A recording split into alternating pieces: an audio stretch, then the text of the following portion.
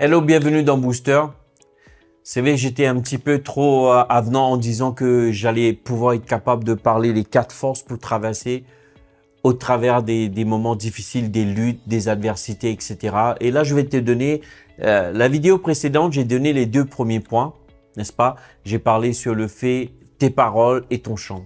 Et dans cette vidéo-là, donc, on va te parler les 2 autres points, c'est-à-dire point 3 et point 4. Troisièmement, c'est ton partenariat. Écoute, je ne sais pas si tu es réalise. Il y a un dicton qui dit en français, encore une fois les dictons français, n'est-ce pas? Que Dieu bénisse la France. Ceux qui s'assemblent se ressemblent. Je vais le répéter, peut-être tu l'as même dit sans même réfléchir, mais est-ce que tu te rends compte la force qu'il y a dans ce qui est dit? Ceux qui s'assemblent se ressemblent. Et là, je suis en train de te parler troisième force lorsque tu passes au travers des luttes, des adversités, des situations difficiles et compliquées. C'est ton partenariat, avec qui tu t'associes. Et ça, c'est hyper important. Si tu t'entoures avec des gens négatifs, j'ai envie de te dire, si tu passes au travers des problèmes, tu n'as pas envie d'être avec ces gens-là. Tu as envie d'être autour de quelqu'un qui va te booster, comme un exemple quand tu écoutes Booster, n'est-ce pas? Qui va t'encourager, qui va te motiver. Tu ne vas pas écouter quelqu'un qui va plus te déprimer. Il ne faut pas. Tu dois apprendre. Écoute bien, tu dois apprendre à le faire, à t'associer avec les bonnes personnes. Déjà pour prier ensemble.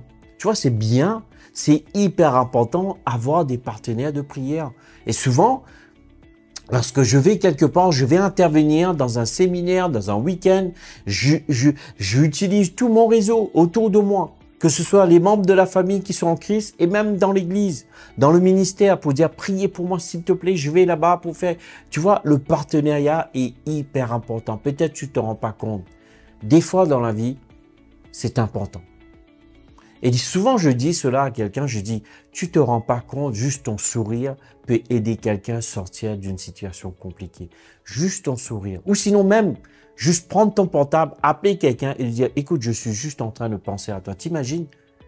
C'est 7 milliards, au-dessus de 7 milliards de personnes qui existent sur Terre.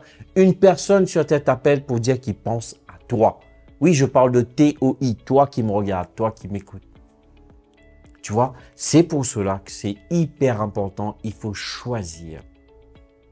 On dit souvent cela, une expression française, on choisit ses amis mais pas la famille. C'est strictement vrai.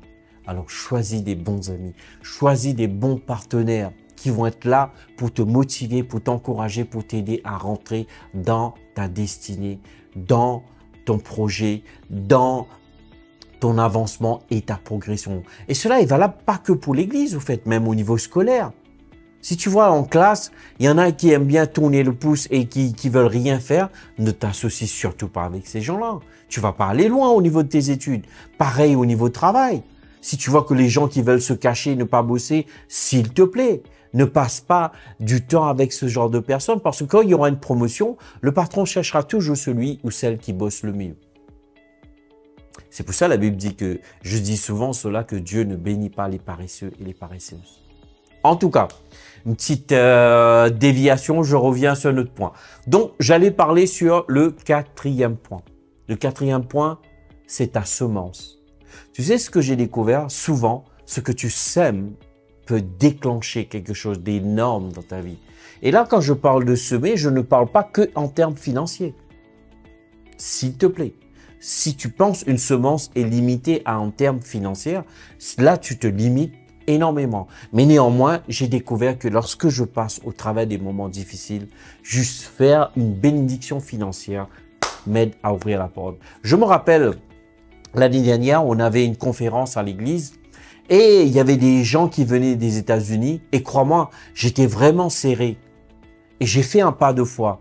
J'ai fait en sorte de pouvoir, avec Vanessa, ma femme, on les a invités, on les aura payé les restos, on les a bénis pour les visites de Paris et on a été les déposer, on a acheté leurs courses. Ils étaient même surpris.